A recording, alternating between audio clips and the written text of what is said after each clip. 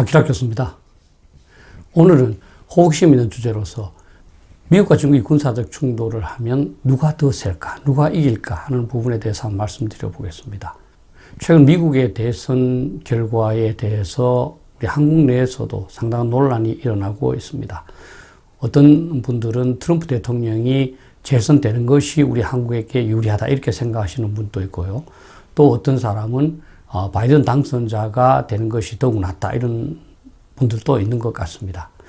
그리고 이 와중에서 트럼프 대통령을 지지하는 분들은 바이든 대통령을 지지하는 사람을 조금 못마땅하게 생각하고, 바이든 대통령을 지지하는 사람은 트럼프 대통령을 지지하는 사람을 좀 못마땅하게 생각하는 그런 경향도 있는 것 같습니다.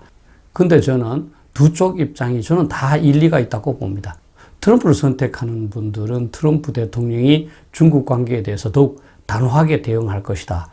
왜냐하면 남북 문제든 모든 문제를 해결하기 위해서는 중국을 제압해야 된다고 생각하기 때문입니다.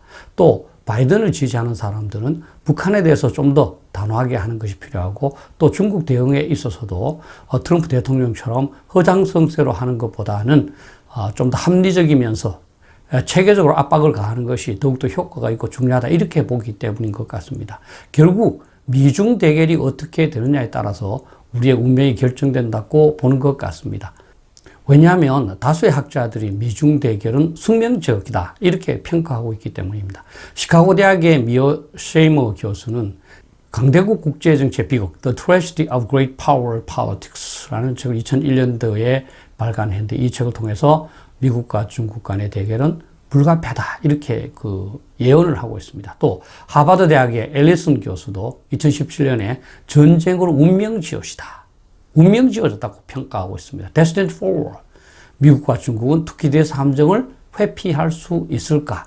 다시 말하면 회피할 수 없다는 거지요. 그래서 이 두 저명한 국제정치학자가 미중 간의 대결을 숙명이라고 할 정도로 그 가능성이 높고, 따라서 동맹국인 미국이 중국을 어떻게 처리할 것인가 하는 부분에 대해서 우리가 관심을 갖는 것은 저는 당연하다고 봅니다. 앨리슨 교수가 언급한 투키디데스 함정을 한번 말씀드려 보겠습니다. 투키디데스라는 사람은 그리스 역사가입니다. 그는 기원전 4세기경에 있었던 스파르타와 아테네 간의 전쟁인 펠로폰네소스 전쟁사를 썼습니다. 그 전쟁사를 쓰면서 그 전쟁의 원인은 결국 아테네가 부상을 하고 있기 때문에 기존 강대국인 스파르타가 아테네의 부상을 사전에 차단하기 위해서 전쟁을 도발했다 이렇게 평가를 하고 있습니다. 따라서 투키디데스가 말하는 것은 제2의 강대국이 부상을 할 때 제1의 강대국은 그것을 차단하기 위해서 전쟁을 발발하게 되는데, 이것을 미중 관계에 적용하게 되면 미국이 스파르타처럼 중국의 부상을 사전에 차단하기 위해서 전쟁을 하게 되고, 따라서 미국과 중국이 전쟁을 하게 된다 하는 예상이라고 할 수 있습니다. 자, 그러면 먼저 미국과 중국 간의 일반적인 군사력을 한번 살펴보겠습니다. 다양한 기준으로 평가할 수 있겠습니다만 일반적인 군사력 차원에서 미국이 월등한 것은 두말할 필요가 없습니다. 보시는 것은 GFP, Global Firepower Index라는 건데요. 여기에 의하면 미국이 1등, 러시아가 2등, 중국이 3등으로 되어 있습니다. 이것은 군사력뿐만 아니라 경제력 등 한 50개 요소를 종합적으로 판단한 것이기 때문에 장기적인 차원에서 보면 일리가 있지만 단기적으로는 반드시 이렇게 되지 않을 수는 있습니다. 그런데 강대국 간에는 핵전력이 가장 중요합니다. 핵전력을 보면 미국과 중국 간의 격차가 아주 극심하다는 것을 알 수 있습니다. 보시는 것은 핵무기 숫자인데요. 소련이 근 7,000개 정도의 이 핵무기를 보유하고 있습니다. 그리고 미국은 6,000개 정도의 핵무기를 보유하고 있고요. 여기에 비하면 중국은 320개 정도니까 비교가 되지 않죠. 그래서 핵전력 차원에서는 중국이 게임이 안 됩니다. 근데 오늘 제가 말씀드리고자 하는 것은 미중 간의 군사력 비교를 그렇게 일반적으로만 볼 것이 아니라 좀 더 구체적으로 볼 필요가 있다는 겁니다. 미국과 중국이 군사적 충돌을 하게 되면 주로 중국 근처에서 하게 됩니다. 그렇게 되면 병참선이 가까운 중국은 굉장히 군사력을 운용하기가 유리하고요.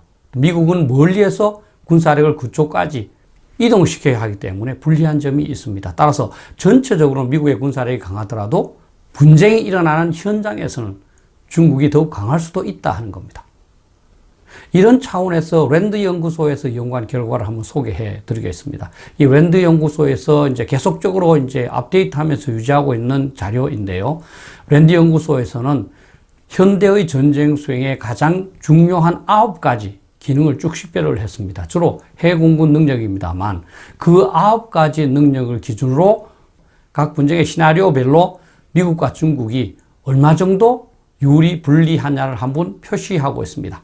그 중에서 제가 2가지를 소개해 드리고자 하는데요. 첫 번째는 스프레틀 아일랜드. 다시 말하면 필리핀과 중국 사이에 있는 섬에서 분쟁이 벌어졌을 때입니다. 필리핀은 여러분들 알다시피 미국의 동맹국이지 않습니까? 그죠? 그렇게 벌어졌을 때 보시면 2017년의 경우에 미국이 5개가 우세합니다. 그 중에는 매우 우세가 2개가 있습니다. 아주 짙은 그린색이 미국이 우세하다는 겁니다. 그리고 동등은 노란색으로 되어 있는데요. 그것이 4개고 중국이 우세한 건 없습니다. 어쨌든 간에 시간이 지날수록 미국 우세는 줄어들고 중국 우세는 늘어나고 있는 것을 볼 수 있습니다. 그런데 중국에 아주 가까운 대만에서 만약에 군사적 충돌이 벌어졌을 때는 또 다른 양상을 보입니다. 여기에서 보시면 그 9개 중에서 미국이 우세한 것이 3개입니다. 그리고 동등한 것이 4개고요. 중국 우세가 2개입니다. 이건 역시 시간이 갈수록 점점 중국 우세가 늘어나고 있다는 것을 알 수 있습니다. 그런데 만약에 지상군이 투입될 경우에 중국의 우세는 더욱 늘어날 겁니다. 중국은 가까워서 대규모 지상군을 쉽게 투입할 수 있지만 미국은 지상군 규모도 적고 원거리에서부터 마땅한 기지도 없이 군사력을 전개시켜야 하기 때문입니다. 따라서 미국과 중국의 군사력 차이는 상황별로 구체적으로 봐야 되는 거지 일반적으로 미국이 세다, 중국이 세다 이렇게 말할 수는 없다는 겁니다. 미국에게 가장 약점은 군사력을 필요한 지역으로 전개시키는 겁니다. 그런데 이것을 알기 때문에 중국은 이미 도련선 개념을 선정을 해서 미국의 군사력 전개를 막고 있습니다. 중국은 2개의 도련선을 설정하고 있는데요. 제2도련선은 일본으로부터 필리핀을 넘어서는 선입니다. 그 선에서부터 미국의 군사력 전개를 다양한 미사일, 항공기 등으로 막겠다는 겁니다. 그리고 제1도련선은 일본으로부터 대만을 포함하는 지역입니다. 제2도련선에서 막지 못한 미국의 군사력은 제1도련선에서 더욱 막겠다는 거죠. 그렇게 한다면 중국 본토에 도달하는 군사력은 아주 적을 겁니다.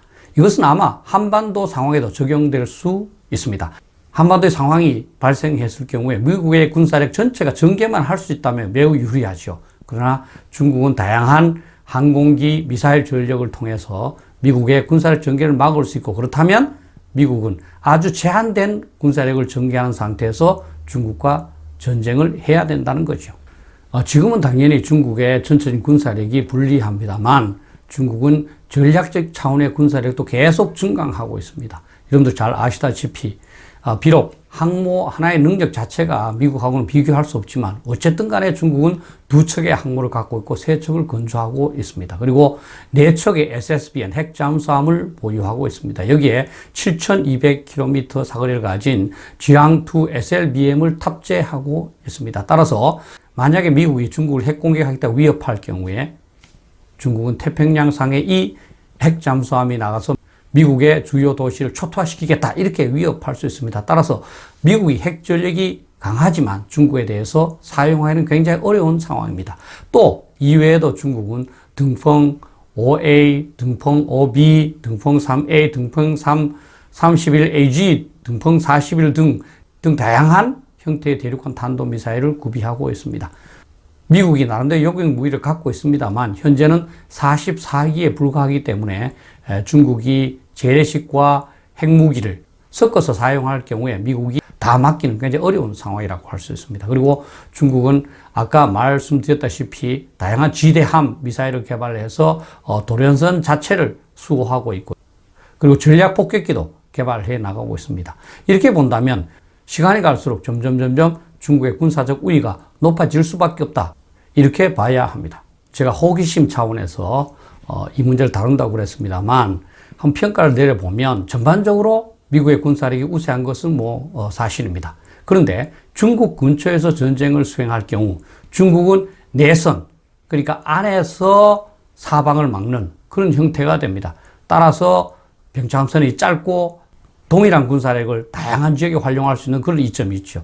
그런데 미국은 외선에 위치가 됩니다. 그렇게 되면은 군사력 운용의 융통성이 줄어들고요. 원거리를 이동해야 되고, 특히 미국은 대서양으로 전력이 분산되어 있다는 치명적인 약점이 있습니다. 다시 말하면 중국과 전쟁을 한다고 해서 대서양 전력을 불러올 수는 없거든요. 그렇게 된다면 미국 군사력의 2분의 1 정도만 적용될 수 있다, 이렇게 보는 것이 현실적입니다. 더군다나 지상군 투입이 필요해질 경우에 미국은 지상군 규모도 적고 원거리 이동해야 되고 또 기지도 부족해서 상당한 분리점을 감수해야 할 수밖에 없습니다. 더군다나 분쟁이 장기화될 경우에는 보급과 수송 소요가 많은 미국이 점점 불리해지고 중국은 더욱더 유리해질 수밖에 없습니다. 이렇게 본다면 핵 전력을 사용하지 않을 경우에 전반적으로 중국이 유리하다, 이렇게 보는 것이 저는 현실적이다고 봅니다. 중국은 한국에 인접하고 있고 미국은 동맹국이라서 미중 대결은 한국에게 어떤 식으로도 상당한 안보 불확실성을 제공할 수밖에 없습니다. 근데 그 중에서 가장 우려되는 것은 한국에서 대리전쟁을 수행하는 겁니다. 대리전쟁을 프락시 워라고 하는데요. 강대국들이 직접적 충돌은 위험, 부담이 크다고 판단해서 약소국들로 하여금 대신 싸우도록 하는 겁니다. 이것은 역사적으로 상당한 사례가 있었습니다. 냉전 시대는 대부분이 대리전쟁의 형태였습니다. 예를 들면 베트남 전쟁, 아프가니스탄 전쟁, 우크라이나 분쟁, 시리아 내전, 이스라엘 팔레스타인 분쟁, 그리고 6.25 전쟁도 자유민주주의 진영과 공산주의 진영 간의 대리전쟁으로 보고 있습니다. 중국의 입장에서 미국과의 직접적 충돌이 위험하다고 판단할 경우에 북한을 사주해서 남한을 공격하게 되면 대리전쟁을 하게 될 가능성이 매우 높습니다. 왜냐하면 중국과 북한이 결합해서 공격하는 것을 한국이 방어할 수는 없고요. 만약에 미국이 이것을 방치할 수 없다고 판단해서 6.25처럼 개입하게 되면 동일한 대리전쟁이 된다는 겁니다. 결국 남북한이 전면에서 싸우지만 뒤에는 미국과 중국이 후원, 사주하고 있는 그러한 형태가 된다는 거죠. 이것이 사실은 한국에게는 가장 불리한 최악의 시나리오라고 할 수 있습니다. 결국 한국이 해야 할 일은 한반도가 아닌 다른 곳에서 미중 간 대리전쟁이나 충돌이 발생하도록 하는 겁니다. 우리가 미중 충돌을 예방하거나 차단할 수는 없기 때문입니다. 이를 위해서 저는 한중 관계 한계를 분명히 하는 게 필요하다, 저는 이렇게 봅니다. 우리가 중국에게 상당한 기대를 줬기 때문에 중국이 우리에 대해서 느끼는 실망이 큰 점이 있습니다. 그래서 우리는 안보는 미국하고 한다, 그러나 경제 협력은 중국과 협력한다는 이 원칙을 분명히 하는 것이 필요하다고 봅니다. 또 북한의 도발을 억제하는 것이 매우 중요합니다. 왜냐하면 북한이 중국의 사주에 응하지 않으면 대리전쟁이 되지 않거든요. 그래서 우리는 확고한 방어태세를 강구함으로써 북한이 오판하지 않도록 남한을 공격해봐야 북한이 망할 수밖에 없다, 이렇게 생각하도록 만들어야 됩니다. 그리고 동시에 북한과 진정한 대화를 추진해서 우리가 강대국의 대리 전쟁터가 되어서는 안 된다 하는 점으로 설득시킬 수 있어야 됩니다. 그리고 가장 중요한 것은 균형보다가는 집단 우세를 추구하는 것이라고 생각합니다. 언뜻 보면 균형이 좋은 것 같습니다. 국력이 작으면서도 강대국을 움직일 수 있다고 생각하니까요. 그러나 실제로 우리가 어떻게 강대국을 움직이겠습니까? 어떤 것이 균형인지 명확하게 판정하기가 어렵기 때문에 균형 상태에서 오히려 전쟁이 자주 일어납니다. 따라서 전쟁을 막기 위해서는 오히려 집단 우세가 낫다. 집단 우세가 되면서 우리가 우세한 쪽에 속하는 거죠. 이를 위해서는 우리는 한국, 미국, 일본의 안보 협력을 더욱 공고하게 해서 중국과 3대1의 구도가 되도록 해야 됩니다. 그래서 중국이 도발 자체를 마음먹지 않도록 만든 것이 최선이라 하는 겁니다. 특히 한국이 외교나 안보 정책에서 중국에 지나치게 집착하는 그런 경향을 보이지 않음으로써 중국이 헛된 기대를 갖지 않도록 만들고 한국을 만만하게 보지 않도록 해야 됩니다. 만만하게 보이는 것이 적의 도발을 유도하는 그런 측면이 있다는 점을 명심하고 단호한 자세로 결의를 보여서 이스라엘에 대해서 아랍 국가들이 전쟁 자체를 생각하지 못하는 것과 같이 중국이 한국에 대해서 함부로 도발이나 압박을 가하지 못하도록 만들어야 합니다. 상대방의 선의에 의존하는 것이야말로 가장 나쁜 안보 정책이고 오히려 전쟁을 유발할 수 있습니다. 감사합니다.